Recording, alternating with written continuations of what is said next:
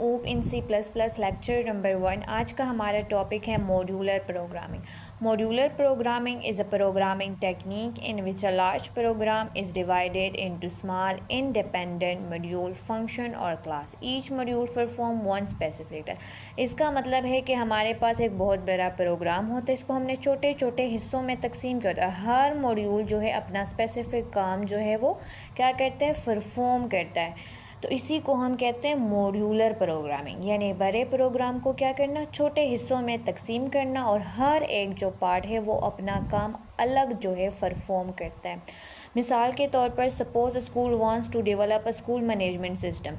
मिसाल के तौर पर है कि स्कूल चाहता है कि वो अपना स्कूल मैनेजमेंट सिस्टम को डेवलप करे। तो स्कूल मैनेजमेंट सिस्टम हमारे पास क्या है, ये हमारे पास एक बहुत बड़ा प्रोग्राम है। ठीक है, ये बहुत बड़ा प्रोग्राम है और इस प्रोग्राम को हमने क्या किए, मुख्तलिफ मॉड्यूल में तकसीम किया है। मॉड्यूल में पहले भी बता चुकी हूँ, इसे हम कहते हैं अब पार्ट।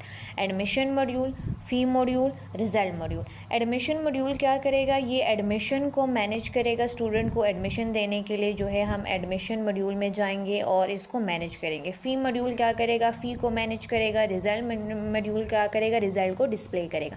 तो क्या है कि स्कूल मैनेजमेंट सिस्टम के लिए जो हम प्रोग्राम बना रहे हैं, इसको हमने क्या किया, 3 हिस्सों में तकसीम किया है। तो इसी को हम कहते हैं मॉड्यूलर प्रोग्रामिंग। यानी एक बहुत बड़े प्रोग्राम को क्या किया, हमने छोटे छोटे हिस्सों में तकसीम किया। वो छोटे हिस्से हैं एडमिशन, फ़ी और रिज़ल्ट। इसमें और भी मॉड्यूल हो सकते हैं उसके हिसाब से, स्कूल के लिहाज से। ठीक है, अब आते हैं advantage. Easy to understand. Easy to understand ये क्यों है, क्योंकि ये हमने छोटे मॉड्यूल में तकसीम किया है, तो इसको समझना हमारे लिए बहुत आसान है। ईजी डिबगिंग, यानी एरर फाइंड करना। अगर फ़ी मॉड्यूल में एरर आ रहा है तो हम सारे इंटायर जो प्रोग्राम है स्कूल मैनेजमेंट सिस्टम का, वो हम सारा चेक नहीं करेंगे कि मैं एडमिशन में जाऊंगी, फ़ी में, रिज़ल्ट में, बल्कि जहाँ पे एरर आ रहा है फ़ी में तो मैं फ़ी मॉड्यूल में जाऊंगी। जिस चीज़ में एरर आ रहा है सिर्फ उसी में हम जाएंगे।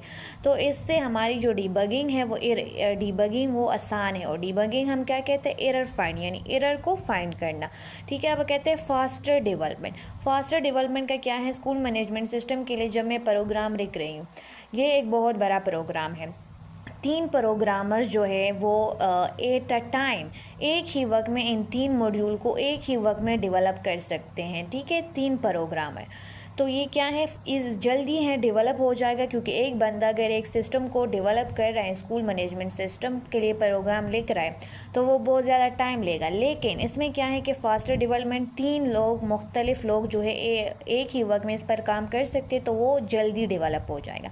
इसके लिए डिसएडवांटेजेस इसके क्या है कि रिक्वायर मोर प्लानिंग। कभी कभार जब हम मतलब अगर प्रोग्राम लिख रहे होते हैं बहुत बड़ा, तो हम उसके लिए बहुत ज़्यादा प्लानिंग रिक्वायर होती है कि हाँ, अगर मैं ये बहुत बड़ा प्रोग्राम लिख रही हूँ तो इसके लिए मुझे पहले प्लानिंग करनी पड़ती है कि पी मॉड्यूल पहला होना चाहिए, कि एडमिशन मॉड्यूल होना चाहिए या रिज़ल्ट मॉड्यूल होना चाहिए।